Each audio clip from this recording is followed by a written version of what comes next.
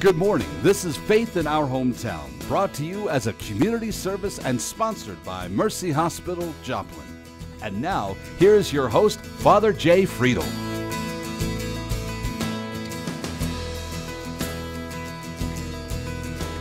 Good morning and welcome to another Sunday morning in Faith in Our Hometown. This is that season of the year that we start to begin to get ready to say thanks in so many different ways because this coming Thursday will be Thanksgiving. I think one of our better ideas as a nation to just set aside a day to say thanks for all of us who give thanks to some higher power or God, and it's a wonderful thing. Many of our local areas do things for special things to observe this holiday with some of our regular clients or some of our regular guests. And today we're going to be talking with one of those groups that does that, St. Peter's Outreach, which operates on the corner of 8th and Moffett, and Terri Girratano, who is the director there. I got to say, it does work out of St. Peter's, so I'll take a little bit of credit here. But we're just going to talk a little bit about that and giving thanks for the holidays. So grab a cup of coffee, settle in, and we're going to be right back after this Mercy Minute. So come right back.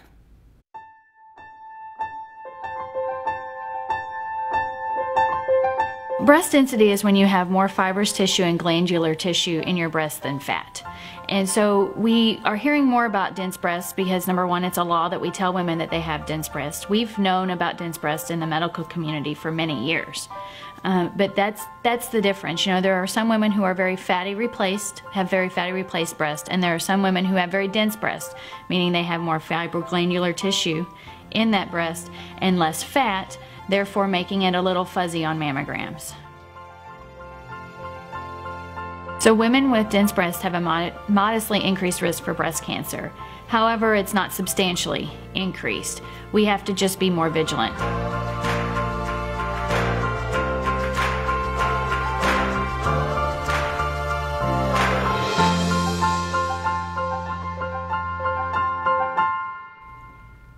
Well, again, thanks for spending some of your Sunday morning with us here at Faith in Our Hometown. My guest this morning is Terri Girratano, who's the director of St. Peter's Outreach House.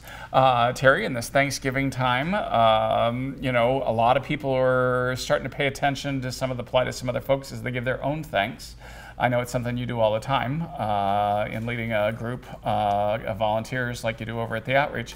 So talk a little bit about yourself and remind everybody where the Outreach is and what we do there. Okay.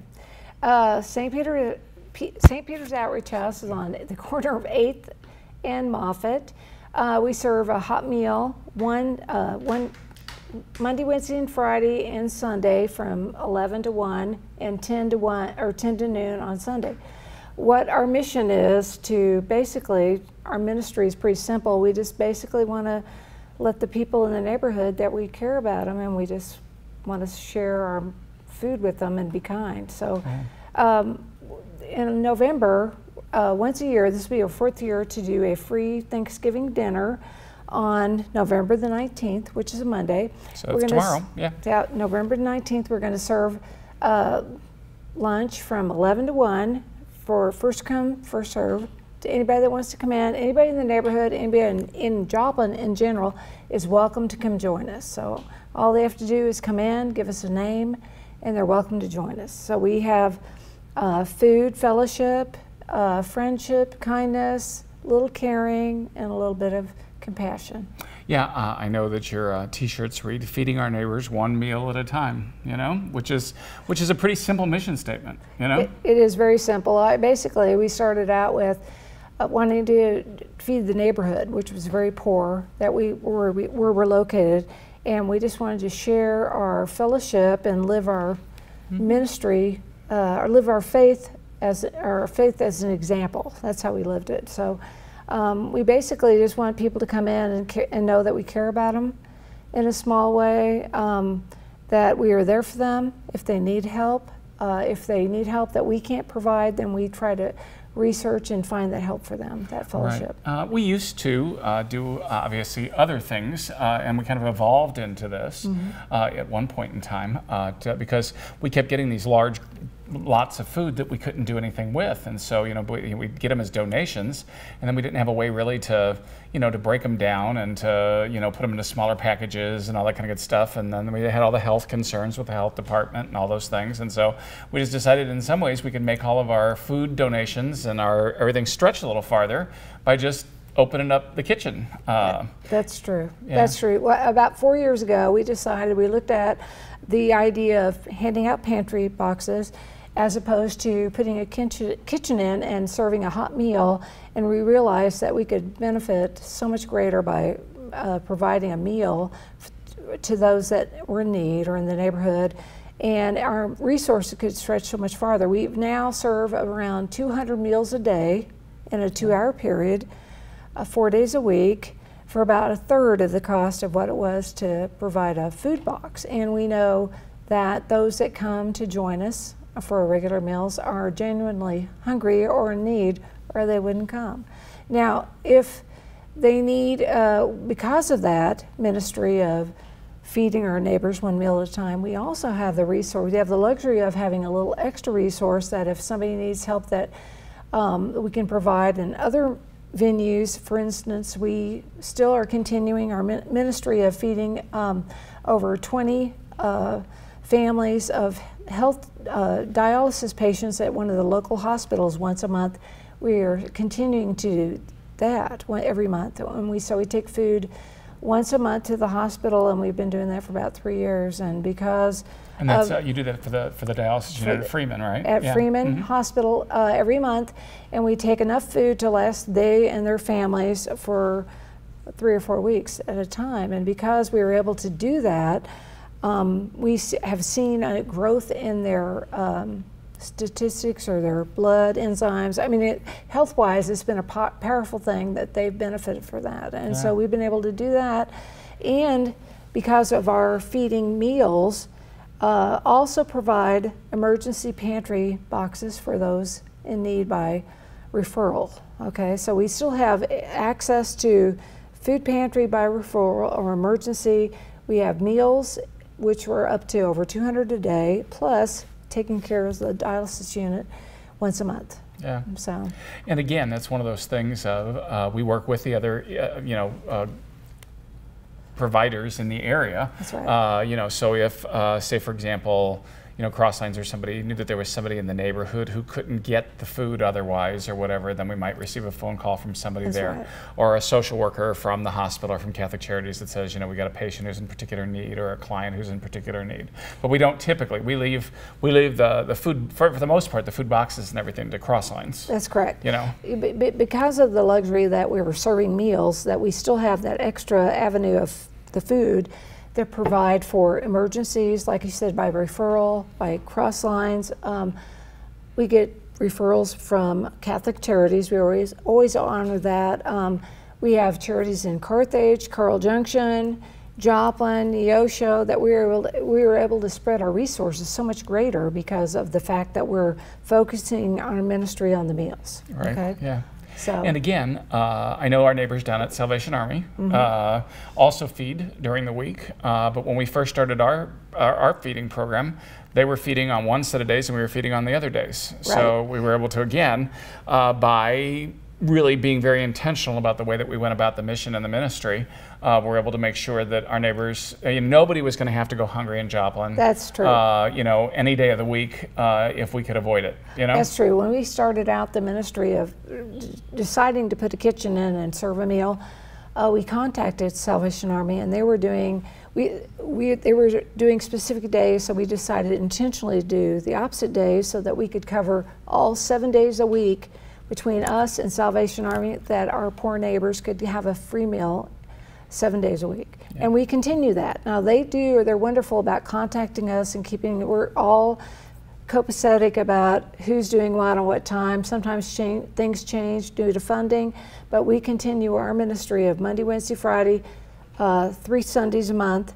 Salvation Army typically is Tuesday, Thursday, and Saturday, so that covers pretty much everybody. And then because of that, when you serve a meal for 200, and we can do that 4 times a week, as opposed to giving out 400 boxes of food a month for about 1/3 of the cost, we can then share with Souls Harbor, Water Gardens, Catholic Charities. We're able to work together. We all are united in our ministry. So it's just been a godsend. It's wonderful. I mean, it's been a huge uplifting experience for all of us that are involved with the Outreach House. I'm, as you know, obviously as director, but I have over 70 volunteers that work for me on Monday, Wednesday, and Friday, and Sundays. And we all can coordinate and experience that benefit of taking care of the neighborhood. So it's just been a godsend. So it's been wonderful. And you know, and it is, I do think that it's important that the people in the neighborhood especially know that we're sitting there, we're a church that's sitting there, and for us not to do anything for the people who are sitting right there in our own you know, backyard. That's right. I think we'd be a little remiss if we knew folks were going hungry and couldn't figure out some way of trying to feed them. That's true. You know? You know, that's our whole thing. When we started out, we decided we're non-denominational in the sense that anybody is welcome to come join us, but if they ask us to pray with them, we do. If they ask us for specific religious resources, we take care of that. So we basically are living our faith by example. Yeah. Okay. So it's just been a huge blessing. I mean, overall, all the volunteers, myself especially, because I'm there every day, we benefit by the fact that the more we give, the more we get back. It's a bigger blessing for me as it would be for some of the people that come in. We have specific people that come in every day and eat, and now because they're comfortable with us and they're part of our family, they help us. You know, they take out the trash, they want to do chores, they want to help. So we just make it into overall ministry for the whole neighborhood. So we look out for each other, we love each other, we care about each other. That's the whole thing. I mean, we care, and there's compassion. Yeah, and I think that anybody that does this work regularly experiences the same thing. But I mean, you know, it's just like these are not just quote clients. Right. We're people in relationship with them. I mean, you know, so we know their names, they know ours. You know, I don't get over there all the time, but when I do, I love it because, you know, they'll just say, hey, Father, how you doing? I haven't seen you for a few weeks. And I mean, it's just kind of nice. I know our new associate, Father Chaz Dunn, has taken to going over there, and he's been amazed by the fact that he says, those people know who I am already. And I'm like, well, you know, you're kind of big and the collar gives you away, but he's been real pleased about us and our neighbors. I do want to make a real quick mention. We're getting ready for a break here in a second, but I do want to mention the fact that congratulations are in order. I know you just won an award from the Missouri Catholic Conference for the work that you've been doing in our neighborhood and helping lead. I mean, I know you've got a cast of thousands who help you, but when everyone wants to give an award, they find a person to hang it on, and you're the person that they hung it on. So for our diocese, which is the southern third of the state of Missouri, Terri was honored with an award a few weeks ago that basically just said thanks for the work that you're doing on behalf of the church. And so I want to say congratulations to you and to all of the people at Outreach, all the people that you represent, for doing good name in the work of Jesus and on behalf of the Catholic Church. Anyway, I know, you know, again, we'll feed any neighbor that comes to the door, not just the Catholic ones, but we feel it's part of our duty and how to take care of some of those things.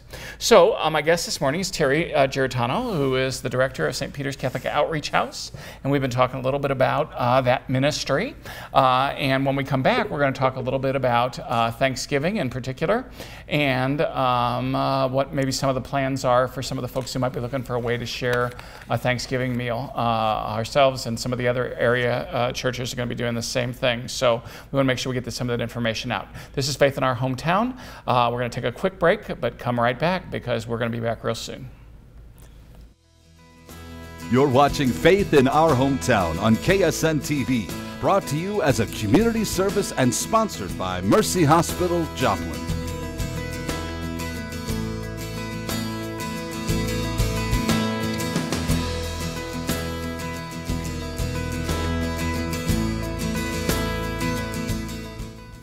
Well, again, we're glad that you joined us for another Sunday morning. My guest this morning, Terri Girratano, who's the director of St. Peter's Catholic Outreach House. And okay, so Terri, this is Thanksgiving week, okay? And we know that a lot of people celebrate Thanksgiving in a very, very particular way.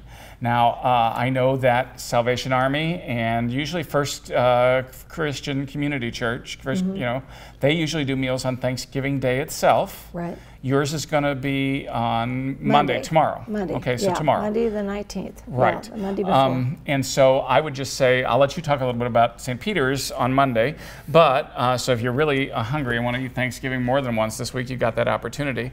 But I would just say for anybody that's in the area of First Community Church, certainly they'll be serving the meal on Thanksgiving Day, so get in touch with them. They usually invite anybody who wants to come and eat come have lunch with them on Thanksgiving Day, and also the Salvation Army. So you feel free to call either one of those places.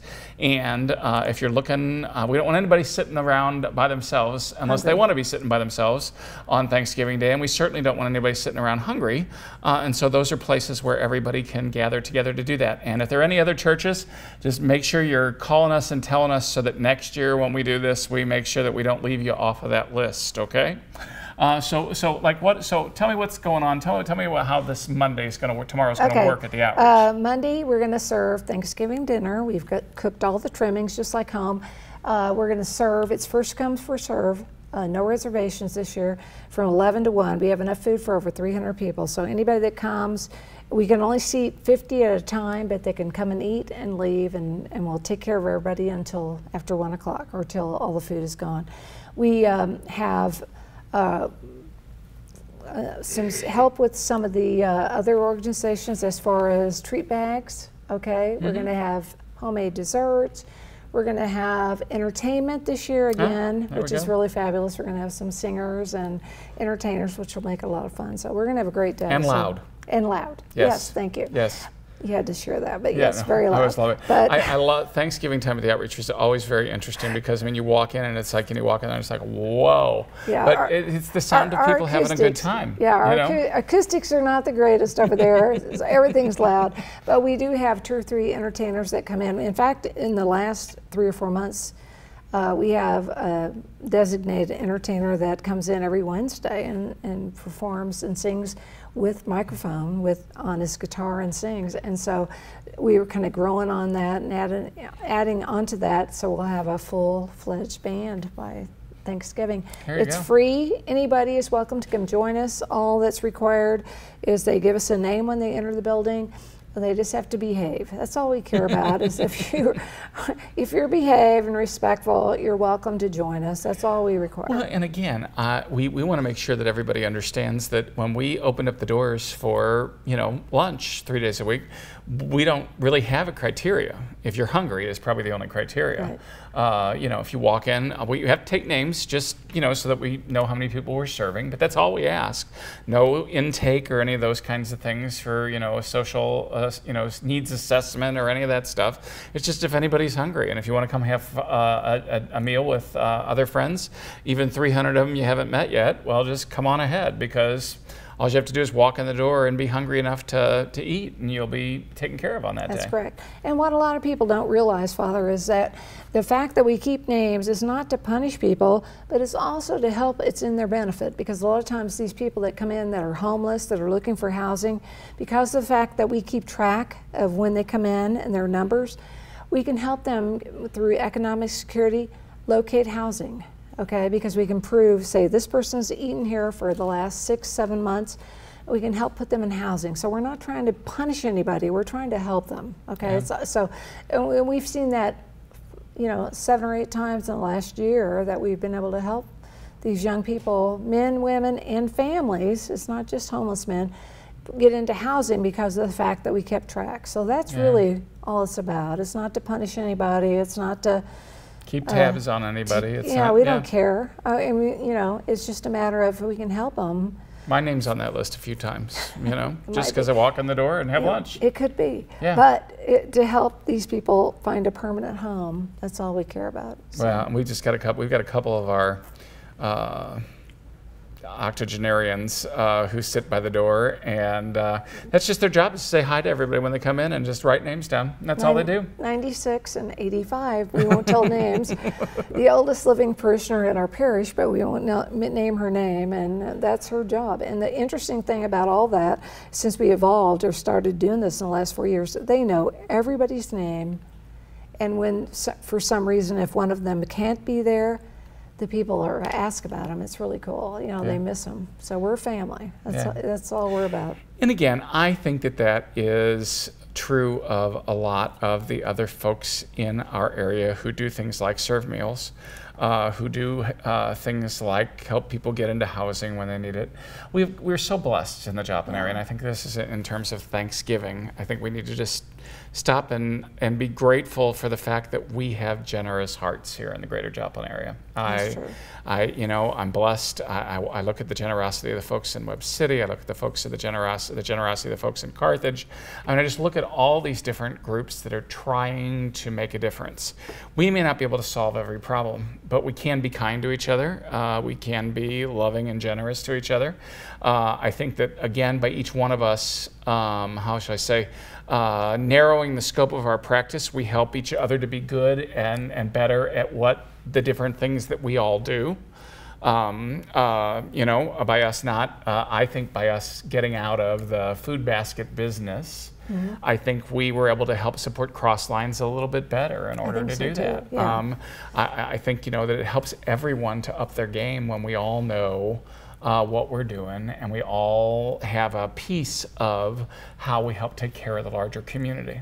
I think so too, Father, and we all still work together. Crosslines still contacts us and says, you know, we have this food that we can't give out in a food box, but they know that we could cook it and serve it, and they share. Right. So we're all about the sharing business. That's the biggest thing, is that if they can't use it, we can use it. If we can't use it, we share on. We pass it on to the next person. So the whole thing is as simple as just wanting to feed our neighbors one meal at a time. You know, and I think about the people who are getting a new, you know, buy a side of beef every year. And when they get ready to clean out their freezer, they'll go ahead and just get in contact with us and say, hey, can the outreach use, you know, we've got, you know, 10 pounds of ground beef left and we don't know what else to do. It's fine, you know. Oh, yeah. We've got a spot for that. We know what to do with that. You know, because we can put it to use, you know, and not worry about, you know, anything going to waste. I know one person, I know a few months ago, somebody's freezer started to, you know, give out, and I figured out that we actually just turned it off accidentally. I know the person in the freezer, but it was great knowing that I could just take it over there and say, would you cook this, because otherwise it's going to go to waste. And we can and do it was that. great. We were able to do that, you know, because you know, we had the wherewithal to do it, and that's what we do now. So that's kind of an important thing. Just knowing that the resource is there and that we can take care of it, and that's going then to help take care of our neighbors. Oh yeah, it's been a huge blessing. The whole ministry of feeding our neighbors one meal at a time is so much greater and farther reaching than we ever dreamed it would be, since we're cooking, because we can reach out and serve so many more people than we ever could have done if we were just handing out a food box. So yeah, it's been a huge blessing. Well, and again, you know, some of our folks, some of our elderly and some of our single folks that come, that are our friends that come, they just don't cook for themselves anymore because, you know, all the fun's out of that. If they were just doing it by themselves at home, they just don't, you know, that's not, that's true. That's not much fun to, you know, so that, but if they know they can get out and have that meal, or I think about some of our families that come during the summer, you know, some of those kids, you know, that you know, that were, you know, that could get, you know, breakfast and things like that at home when, you know, when they were in school, you know, or get it at school rather, you know, but they might not have been able to stretch all that at home. Okay, well, we can help them stretch that by not having to worry about lunch. It's amazing because in our neighborhood alone, because we're in a very poor area, we have a lot of families that come just for companionship, just for socialization, not let alone the meals. The meals is a great benefit, but some just come because they're lonesome. And so we have senior citizens, we have people that are elderly, we have grandparents with children that are raising grandchildren, and they come and eat just because they know first of all, it's small, we're safe, and they're welcome. And that's a huge blessing to know that there's some place that women can come and not be fearful of problem. And so we pride ourselves in the fact that we are very regimented on making sure it's a safe environment for anybody to be Well, we welcome. respect all of our clients, and we expect all of our guests that come to respect each other too. And when they don't, well, they just have a little come to Terri talk. They come out to Mrs. G talk out the door. Come on.